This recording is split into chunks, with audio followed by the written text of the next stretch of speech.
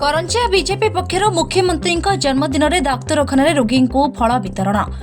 ओडिशार मान्यवर मुख्यमंत्री श्रीजुक्त मोहन चरण माझी 54तम जन्मदिन अवसर में करंजिया निर्वाचन मंडली बीजेपी पक्षर वरिष्ठ नेता तथा पूर्वतन जिला सभापति श्रीजुक्त बांछानिधि पृष्टि कृपा सिंधु महंत नेतृत्व में तथा तत्वावधान में करंजिया उपखंड चिकित्सालय रोगी को फल वितरण कार्यक्रम अनुष्ठित हो जाइछि। विशेष अतिथि भाव करंजिया मान्यवर विधायक श्रीजुक्त पद्मचरण हाइब्रू, जिला प्रभारी अंशुमान सबुज महंत वर्मा, वरिष्ठ नेता तथा संगठक श्रीजुक्त नवकिशोर पंडा प्रमुख उपस्थित होई रोगी मानक आरोग्य कामना सह फल वितरण करथिले। उक्त अवसर में जिला कृषक मोर्चा सभापति मदन मोहन महंत, केन्दुझर सांसद प्रतिनिधि श्रीमती लक्ष्मी झा, प्रशांत मिश्र, ताटमंडल सभापति श्री दिलीप महंत, ग्रामीण मंडल सभापति सोनामणि हो, वार्ड सभ्या ENS प्रियंका, कल्पना पात्र, सौरभ दास, तापस दास, जीन महंत, उत्कल दास, मनोज महंत, चंदन पात्र, दीपक पाणिग्राही प्रमुख उपस्थित रही समस्त सहयोग प्रदान करथिले। मयूरभंज जिला करंजियारू दिनेश कुमार का रिपोर्ट, AM मीडिया 24। माननीय मुख्यमंत्री मोहन चरण माझी आज 54तम जन्मदिन। यह अवसर में प्राय अधिकांश डाक्तखाना मानक रोगी मान फल बंटन कराउछि एवं तांकर सुभाषित सहित पेसेंट मानकर आरोग्य कामना आम करूँ एवं यही बार्ता दौचु जे मोहन चरण माझी नेतृत्व में मुख्यमंत्री अच्छा आउ सारा ओडिशार विकास हो, विशेषकर स्वास्थ्य सेवार उन्नति हो, यही कामना करी आज आम ये फल बंटन कर माने इंग्राजी नववर्षर प्रथम शुभेच्छा जनइबी समस्त को नमस्कार।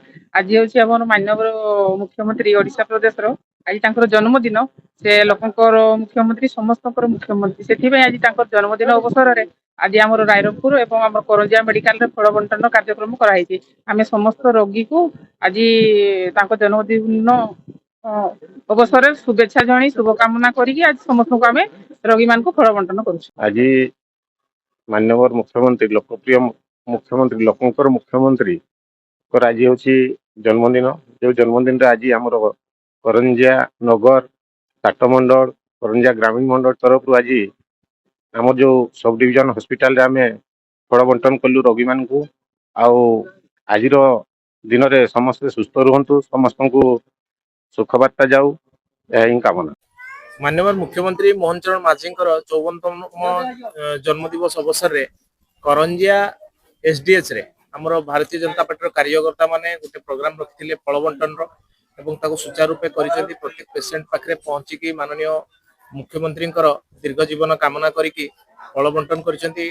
एवं एटा रायरंगपुर रे मध्ये चलीची पश्चिम मयूरभंज जिल्ला रे दीटा जो सब डिविजन लेवल हॉस्पिटल अछि सेतरे कार्यक्रम चलछि। मु धन्यवाद दोची कार्यकर्ता मानकर ए प्रेरणादायी उत्साहदायी कार्यक्रम जहा फल निश्चित भाव में दिने हेले पेसेंट मान पाखे आम सहयोग कर। जन्मदिन अवसर में आम सारा निर्वाचन मंडल शुभकामना करुचु।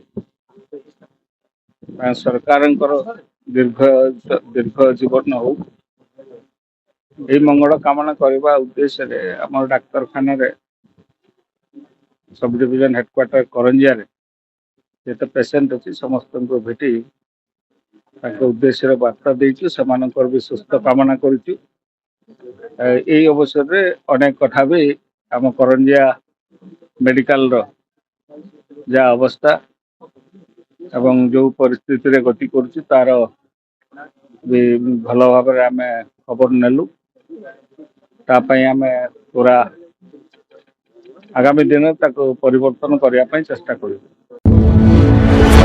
चैनल सह जोड़ी लाइक शेयर सब्सक्राइब करंतु।